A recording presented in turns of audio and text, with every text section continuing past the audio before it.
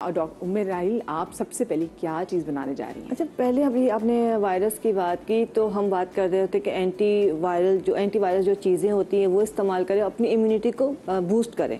अगर आपकी इम्यूनिटी अच्छी है तो आप बहुत सारी चीज़ों से वैसे ही फाइट कर लेते हैं और आपको एंटीबायोटिक्स के पर या बहुत सारी मेडिकेशन पे जाना नहीं पड़ता। बहुत आसान सी चीज़ें जो हमारे घर में मौजूद होती हैं। अगर वायरस से बचना है तो हम कहते हैं ना, घर में आपने प्याज रखना है काट के, लीमू पे लौंग लगा के रखनी है, तुलसी घर में ज़रूर लगाइए, तुलसी का इस्तेमाल, उसका कहवा पीना शुरू कर दें, तुलसी को खाना शुरू कर दें। साथ साथ लहसुन अदरक हर घर में होता है। ये बहुत ज़बरदस्त एंटी वायरस कहना चाहिए स्पाइसेस या मसाले हैं जो कि हर तरह के वायरस को दूर रखते हैं। अच्छा, होता क्या है कि हम लहसुन अदरक पीस के रख देते हैं, उसका रंग खराब हो जाता है या उसको इतना भूनते हैं कि उसका सत्यानाश हो जाता है। अगर आपको अपनी इम्यूनिटी बूस्ट करनी और वायरसेस से बचना है तो जैसे आप अदरक इसका कहवा बना के पी रहे हैं, शहद में डाल के खा रहे हैं, तो अदरक को, फ्रेश अदरक को छील के आपने मिट्टी में दबा के रखना है। फ्रेश अदरक निकालें मिट्टी से, उसको थोड़ा सा टुकड़ा काटें, अब उसको पानी में पका लीजिए या उसको शहद में मिला के आपने फ्रेश एक टुकड़ा खाना है।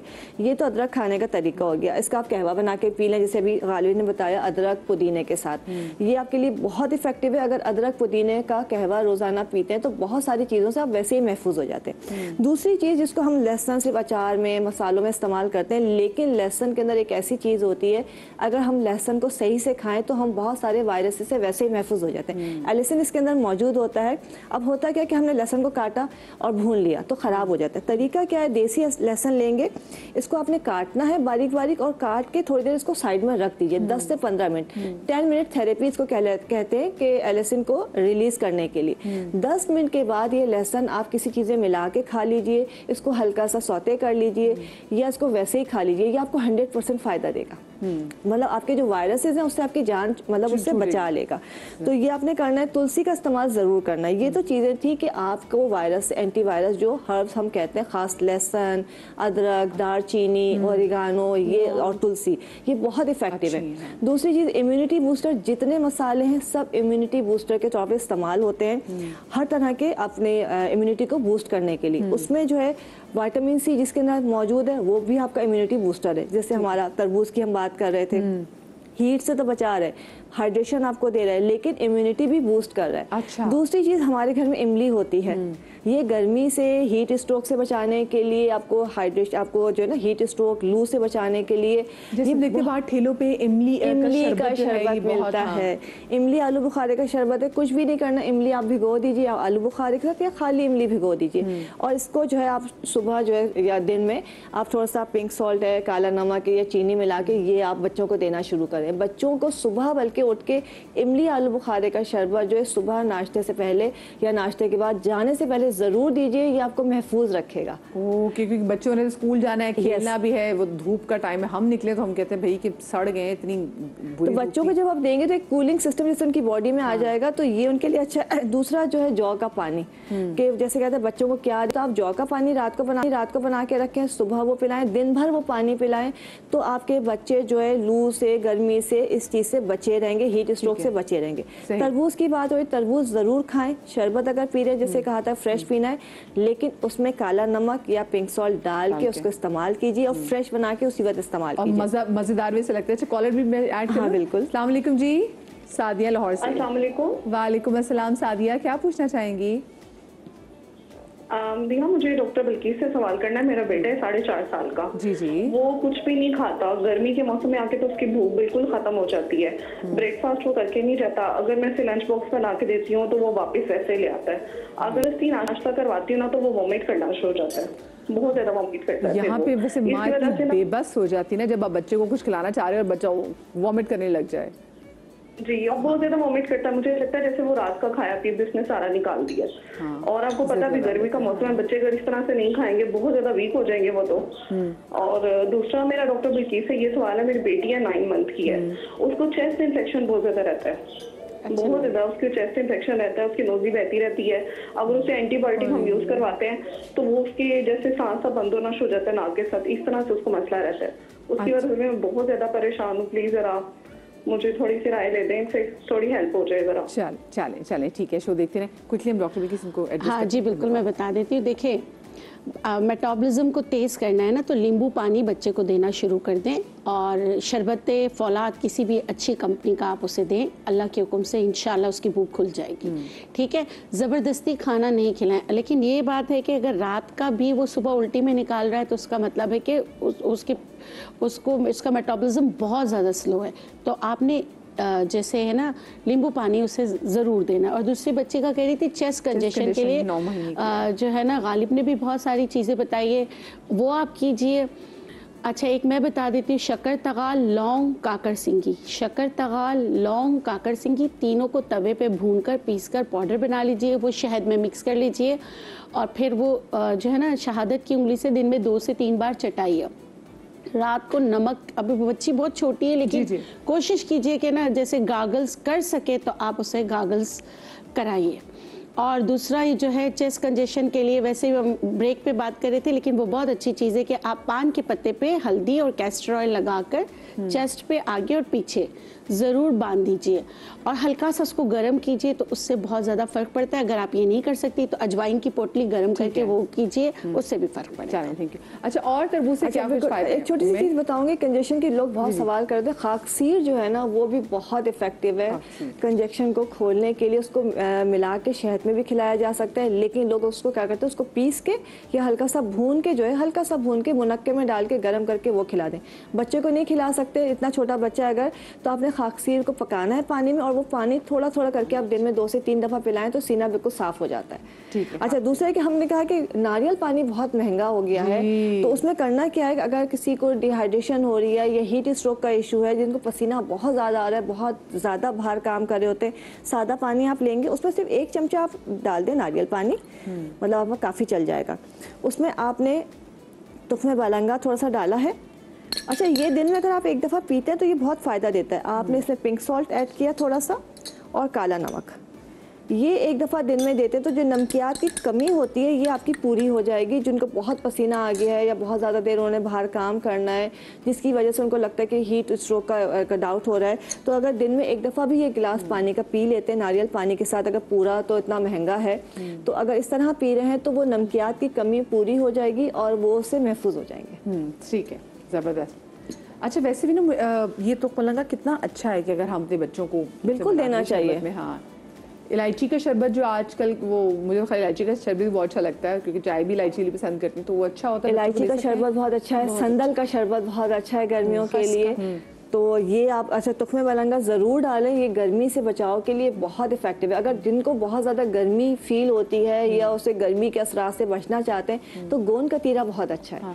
रात को थोड़ा सा गोंद कतीरा भिगो दीजिए और सुबह पानी में मिला के पिला दीजिए, और बच्चों को दूध में मिला के भी दिया जा सकता है, तो वो एकदम से उनकी बॉडी की जो गर्मी है उसको कूल डाउन कर देंगे। सही। अच्छा, नेक्स्ट चीज़ हम क्या कह रहे हैं? बस डन हो गया। अच्छा, लेकिन मुझे बताइए दही, हाँ जी, दही भी आप बता लें। दही भी है इसके, दही का जो है, जो हम लस्सी बनाते हैं, एक तो मीठी लस्सी नहीं, इसका आपने बिल्कुल पानी के साथ पतली, जिसको छाछ कहते हैं, वो जरूर गर्मी में दोपहर में अपने खाने के साथ इस्तेमाल करें पूरी गर्मी।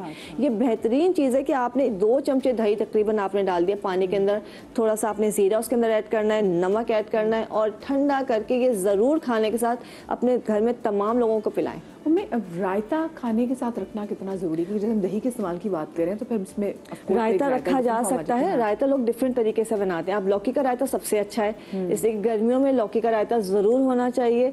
दूसरा है कि आप हरा धनिया पुदीने के साथ भी रायता बना सकते हैं। इसके अलावा जो खाली जो है दही वो भी इस्तेमाल कर सकते हैं।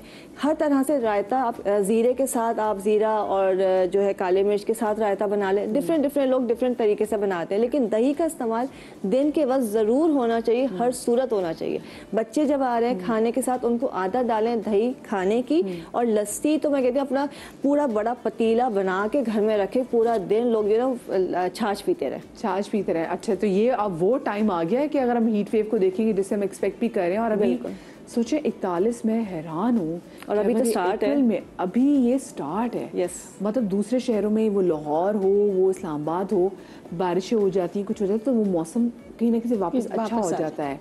लेकिन कराची में तो ऐसी गर्मी है और अभी कह रहे जी आगे और टेम्परेचर बढ़ेगा। तो ये लस्सी मैं अगर आप रेसिपी कंप्लीट तो आप आके बैठे मुझे बताइए ये दही का इस्तेमाल वैसे भी अब कितना इंपॉर्टेंट हो गया इस टाइम में। देखिए जो हमारी सकाफत है ना, अब दही का इस्तेमाल चाहे वो जितने किस अकसाम बताई उमर साहिबा ने, वो डिफरेंट किस्म की चटनियाँ और अचार घर का बना हुआ जिसमें सिट्रिक एसिड नहीं है, तेल है, तो ये चीज़ें बेसिकली हमारी गर्मियों के लिए और डिफरेंट वायरल इन्फेक्शन से बचने के लिए, मैदे के लिए दवाओं का काम करती हैं। हमने उसमें जो अमेंडमेंट्स की हैं जो कि गलत हो गई हैं, जिसकी वजह से शायद अब गले भी ख़राब होते हैं और चीज़ें भी होती हैं, वरना इमली आलू बुखारे की चटनी बेहतरीन दवा है, जिगर के लिए भी, हज़म के निज़ाम के लिए भी, और जो गर्मी में हीट वेव से मुतासर हो जाते हैं उनके लिए भी। और ये जो हम सेल्फ मेडिकेशन करते हैं ना, वैसे हम अपने मैदे को और ज़रा जो है ना वो गर्मी दे देते हैं, तो ये नहीं करनी। हमारे साथ कॉलर मौजूद है शुमाइला। अस्सलाम वालेकुम। वालेकुम सलाम। मदिया कैसी हैं आप? अल्लाह का शुक्र। शुमाइला क्या पूछना चाहेंगी? फर्स्ट ऑफ ऑल आप बहुत अच्छी लगती है मुझे, इसी तरह हंसती रहें, खुश रहें, मुस्कुराती रहें, हमेशा आबाद रहें। इलाही आमीन, इलाही आमीन। बहुत अच्छा, शुक्रिया। मेरा सवाल था आप लोगों से कि मेरे हस्बैंड जो है वो हज पे जाने वाले हैं, अभी पहली फ्लाइट है उनकी। जी जी इंशाल्लाह। तो उधर भी पता चल रहा है कि गर्मी बहुत होती है हज के सीजन में, तो आप कोई ऐसी रेमेडी बता देंगे उनका हज जो है वो आसानी से हो जाए, जो अपने पास रख लें और वो आराम से हो। ये कि गर्मियों के सीजन में मेरी बेटी 4 साल की है। जी जी। तो पसीना बहुत आता है, जुएं लीकें बहुत होती है, मैं रोज वॉश करवाती हूँ और रोज कंघी करती हूँ रेगुलरली। ठीक है, तो उसकी कोई रेमेडी बच्चों के हवाले से बता दें। अच्छा। तो तीसरा सवाल ये है कि मेरे बेटे के टीथ जो हैं वो रोज रेगुलर हम लोग वॉश करवाते हैं, टूथब्रश करता है वो, लेकिन उसके साथ टार्टर येलो दांत हो गए आगे से, तो उसकी कोई घर की रेमेडी बता दें काइंडली, बहुत मेहरबानी होगी। तीनों सिस्टम के जवाब दे दीजिएगा। चले चले, इनके अगर मैं भूल भी की ना तो आज वैसे भी गालिब पे याद रहेगा सवाल। बहुत शुक्रिया, शो देखते रहे। अच्छा पहले तो मुझे तीनों आप लोग वाकई उन्होंने सवाल बहुत अच्छा किया। पिछले साल हज पे थोड़ा अनफॉर्चुनेट भी हो गया क्योंकि गर्मी बहुत ज़्यादा थी, लोगों की बहुत वहाँ पे डेथ्स भी हुई। तो अभी जो लोग जा रहे हैं हज के लिए, आप उन लोगों को क्या मशवरा देना चाहेंगी कि वो ये ऐसी डिहाइड्रेशन ना हो में? अच्छा देखिए, लास्ट ईयर अल्हम्दुलिल्लाह मैंने हज किया है माशाल्लाह। और इतनी गर्मी थी कि लगता था अब मरे कि कब मरे। अल्लाह। और उसमें एक जो चीज़ जिसने साथ दिया है वो है कोकोनट वाटर। दूसरा जो है विटामिन सी, ये हमारे साथ हम लोग लेके गए थे और कोकोनट वाटर वहाँ पे मिल जाता है, इजीली मिल जाता है, आपकी बॉटल्स मिल जाती हैं। लेकिन आपने जो 5 दिन हज के उसमें लाजमी अपने पास स्टॉक रखना है। हैवी चीज़ें नहीं खानी, तली हुई चीज़ें नहीं खानी, कोकोनट वाटर होना चाहिए। विटामिन सी आपकी बॉटल में, अच्छा विटामिन सी किसी भी फॉर्म में, आप टैबलेट ले लीजिए, नींबू पानी ले लीजिए बना के, लेकिन आपकी बॉटल सादा पानी के बजाय विटामिन सी होना चाहिए। तो ये आपको बहुत ज़्यादा हेल्प करता है। अच्छा, लोग घबराते हैं कि नट्स गर्म होते हैं, लेकिन हमने जो चीज़ से फ़ायदा उठाया, सारे जो ड्राई फ्रूट्स थे, नट्स थे, खजूर के साथ शहद में डाल के रखे होते, और हमारा पूरे ग्रुप का एक काम था कि सुबह 1 चमचा खाना होता था और उससे हमें अल्हम्दुलिल्लाह बहुत ज़्यादा एनर्जी मिली, बहुत ज़्यादा। इन चीज़ों का ख्याल रखना है। कपड़े जिस तरह से तो वो तो एहराम में होंगे, 5 दिन है, छतरी का इस्तेमाल ज़रूर करना है। ठंडे आप स्प्रे वाली बॉटल्स होती हैं, स्प्रे आपने करते रहना है। बस ये कुछ चीज़ें, सबसे मेन विटामिन सी और आपका जो है कोकोनट वाटर, ये बेस्ट है आपके लिए। विटामिन सी कोकोनट वाटर आप किस सजेस्ट करेंगे? एक पाउडर बना लें, तकरीबन 5 चमचे नमक, तकरीबन 5 चमचे पुदीना खुश्क उसका पाउडर, ये 2 चीज़ें हो गई। इसमें 2.5 चमचा सफ़ेद ज़ीरे का पाउडर और 1 चमचा मीठा सोडा, इसको मिक्स करके अपना एक जार बना के ले जाएं।